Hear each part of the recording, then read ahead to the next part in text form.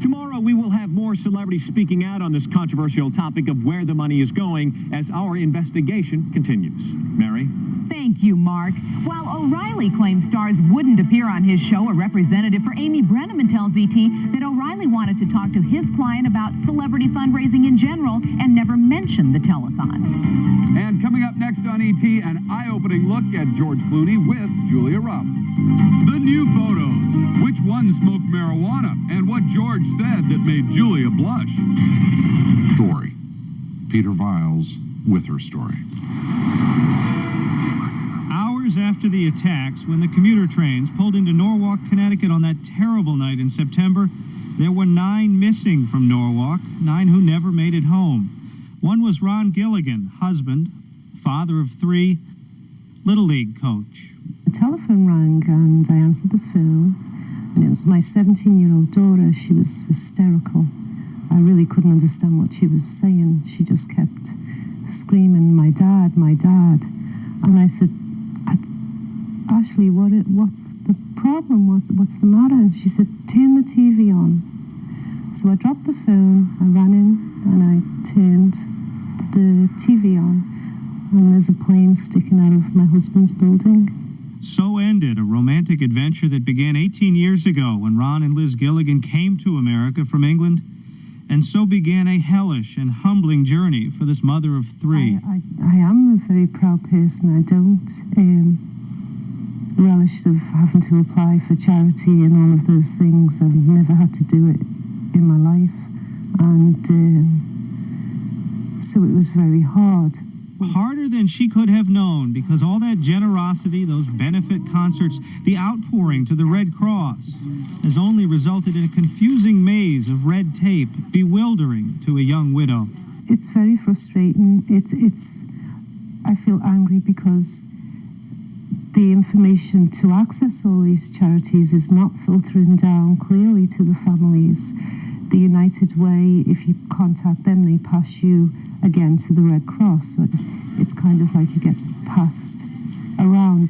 Geography is also a challenge to many of these families, which are spread all across the New York suburbs. The best resource available to them is Pier 94 in Manhattan, where so many of the charities have set up shop. But for Liz Gilligan and other widows here in Norwalk, that's a 90-mile round trip. She has received some aid, and she is grateful for it. 3 months of living expenses from the Red Cross, just under $2,000 from 2 other charities, $5,000 from her husband's employer, Cantor Fitzgerald, where he was a systems administrator. But she is tired and confused. How can she best provide for her family if she doesn't understand how those dozens of charities work? Who's monitoring the funds? Who's making sure that it does go directly to the families? The Gilligans live modestly in Norwalk. 17-year-old Ashley wants to start college next fall. She knows that might not be possible. Ainsley is 10 years old, and Darren, the youngest, who taught his father the rules of baseball, is 8. My husband and I wanted to raise our children, not necessarily to be nuclear physicists, but just to be decent human beings.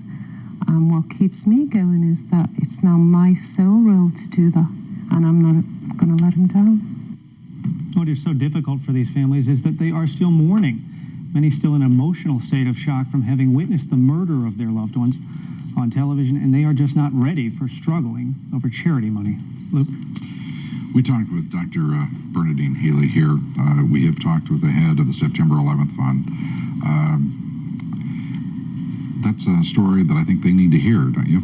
Yeah, I think they need to pay more attention to the victims, less attention to the process and what they're doing to fix it. If the story is the victims and the help they just can't get. It's remarkable, and I think we have to credit here New York's Attorney General, Eliot Spitzer, for focusing on their problems, trying to bring some sense to this. But I have to say, the lack of responsiveness on the part of these charities to what is a clearly documented need for them to change the way they're doing business, their intractability is remarkable in the face of congressional hearings. They are not responding as quickly as the American people did, and as some others have done in this time. Yeah, it's remarkable. These charities working very hard to do good things for good people who desperately need their help. It's time for people to, the management of those charities, to quickly awaken. Pete? Thank you. Major thank you. The No Spin Zone book has reached #1 on the New York Times bestseller list and the Wall Street Journal list as well. I appreciate your support of the book more than you'll ever know. It is an honor to have you standing with me. Now, the subtitle of the No Spin Zone book is Confrontations with the Powerful and Famous in America, and that subtitle is the subject of this evening's Talking Points memo. As you may know, the Factor has taken on two very powerful entities, the charities which have received hundreds of millions of dollars donated for the 9/11 families, and some of the Hollywood stars that asked all of us to donate. My contention is that those stars should be using their power to pressure the charities to become less chaotic and to begin dispensing the money to the families. George Clooney, Tom Hanks, and others have accused me of trying to boost my ratings by covering the story. And that theme was echoed this morning by Matt Lauer on the Today Show.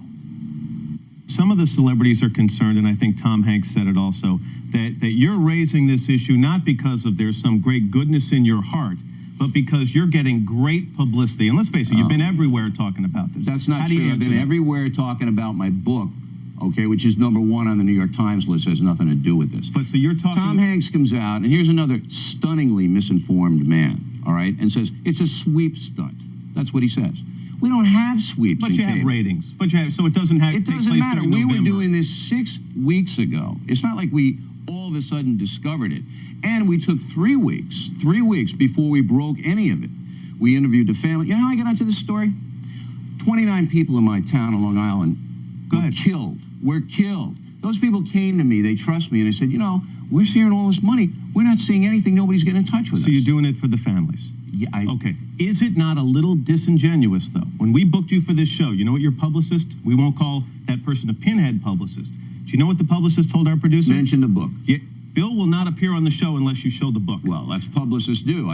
They said mention the book. And you know why they said that? But are you promoting a book, or are you talking about the good of these families? Do you know why they said that? No, because why? you guys wouldn't book me on this program for 2.5 years. That's why. So they didn't know what your intentions were. What I'm asking is, if you're accusing the celebrities of doing something for publicity as opposed for the good of the people, isn't a little case of the pot calling the kettle black? I'm not calling anybody anything. I got up at 5 in the morning to come in here to tell you what the truth is about these charities. Now, if you think I'm a self-promoter, then you go right ahead and think that. My publicist has a duty to try to get all the projects that we're working on in the public eye. I'm interested in helping these families. As the publicists of these celebrities have the same duty. To do what? To get these celebrities in the public eye. And not hold them accountable. Look, all I want is for them to use their power, the celebrities, and the politicians as well, to try to get this money in the bank to the families. You tell me I'm wrong doing that? No, I didn't mind Mr. Lauer asking those questions. I ask tough questions all the time, but I got the feeling that he's siding with Clooney and Hanks. I could be wrong. I hope I am. There is no question at this point that all 160 charities overseeing $1.5 billion are having big trouble being efficient. A little later on, we'll bring in 2 more grieving families, and their stories about the charitable chaos will make you angry. We've interviewed scores of family members, as you know, and they all say the same thing. We need help, and the charities are not there yet. Once again, Talking Points calls upon the powerful in America to help these families and stop making excuses. And if that's going to get me ratings, so be it. And that's a memo. Now for the top story tonight. Listen to General Tommy Franks about Osama bin Laden. Celebrity Telethon. As we have been telling you, the money you gave is being used in ways you could have never imagined. Mark Morano, a senior staff writer for CNS.com, is reporting that the Legal Aid Society has received $171,000 from the September 11th Fund. And one of the projects that Legal Aid is involved in is defending 3 men being held on immigration violations. With us now is the president of the Legal Aid Society of New York, Daniel Greenberg. All right, let's take it step by step. You got $171,000 from the September 11th Fund. Right. Were you surprised in getting that? Not at all. They're victims of what happened need legal aid. We've been in the business for 125 years of giving indigent people the help that they need. All right, so the we're the logical people. United Way sends you $171K and says, this is for helping whom specifically? This is for helping the victims of the terrorist attack. So some of it is people who were in the buildings. A lot of it is for the businesses downtown that have been destroyed. Somebody who might have been on the windows of the world, wasn't there that day, but lost their job. Right. And you make the decision who's helped, right? United Way has nothing to do with it. No, United Way gives us the money. Right. And we you make provide the legal service. Okay. You spent the $171K already, right? It was for 6 weeks worth of work, and we have provided just about the 6 weeks worth. What'd you do with the money? We used it to help about 500 individual people. A woman who got caught in all the dust and went to a hospital, didn't have money to pay, is being billed. She's eligible for Medicaid, helping her get onto the Medicaid. Using it for people who need unemployment insurance and have difficulty doing that. We're down at the FEMA Center, which is set up by the federal government. People are brought over to our desk, and if they have legal problems, we're helping people there. All right, so your lawyers that are in the Legal Aid Society, that's who gets paid here, right? Lawyers, It's for their time. paralegals, sure. It's for their time. Exactly. All right, so you walk into legal aid and you say, I have a legal problem. I'm one of the family members of the victims, and you'll help them out. That's exactly right. All right, and even now that the money's gone, you'll help them out? Yes, we will. All right.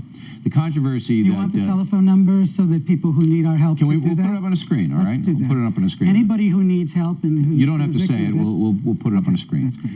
Now, the reporter for CNS.com says that your organization is helping 3 guys in Brooklyn who were rounded up after 9/11 and were being investigated as suspected terrorists and are still being held on visa violations. Is that true?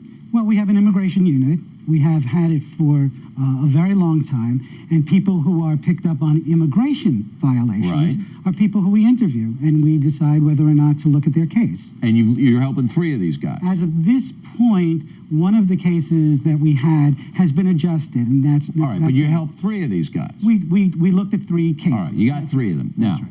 Mr. Greenberg, honestly, do you believe that Americans who donated money to the United Way, the 9/11 fund, wanted that money to go to Legal Aid Society so you guys could help people in jail on visa violations? Well, that's why we never used United Way money to do it. Whatever people gave to the United Way for is what United Way is spending money. $18 million to the United Way was given by law firms. Law firms wanted there to be legal help, and that's the money we got. But not one penny of the United Way money has gone for any of these immigration All right, so cases. you- It's just wrong. It's just wrong. Okay. The charge that we used United Way money I'm not saying to that. represent it But is wrong. here's how you could see it. By having the United Way money, okay, set up in other areas, you were freed up. You freed up to help these immigration visa guys. Not accurate. My budget is $125 million. The United Way money represents 1/10 of 1% of the budget. We use the money for every project we have for what we're supposed to use it for. It's very simple. We represent children in family court. We don't use family court money to represent All right. victims of the terrorist attack. It's pretty simple. It is logical, and I'm buying it, Mr. Greenberg. I'm buying your explanation, and do we put the number up there, or should I give it real fast? All right, the number is up there. If you're a family member of one of the victims of the terror, you can call Mr. Greenberg, and you'll help him out. The office will do it, and more than that, if you're in an agency that's downtown, All right. if you're a cutter, okay. You'll help him out. Mr. We'll Greenberg, help thanks for coming in. We'll be right back with more of The Factor in just a moment. Of September's terrorist attacks came Friday morning on NBC's Today Show. What's the Well, problem? we're trying to get this money to the families, number one. There's $1.5 billion pledged, and the politicians are running away from it, and the celebrities are running away from it. O'Reilly is still putting the pressure on Hollywood to show him the money, specifically the whereabouts of the $150 million raised during September's star-filled telethon, America, A Tribute to Heroes. If they are going to go on and ask us for money, us, the American people, then they owe it to the American people to say, hey, I'm concerned. O'Reilly's chief nemesis is Clooney, who insists the Fox journalist isn't on a fact-finding crusade, but rather a publicity campaign. Let me tell you something about George Clooney, okay? He's stunningly misinformed. He has no clue what's going on, nor does he care.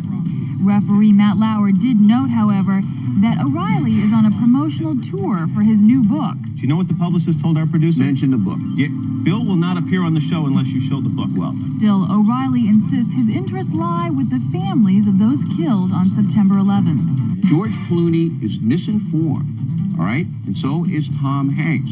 They should be right with me, standing there saying, get the money Even to if the they people. don't do it. Clooney insists the money is getting to the people. He says the United Way has so far handed out $36 million to the victims' families. Coming up. No, what? You're not bad.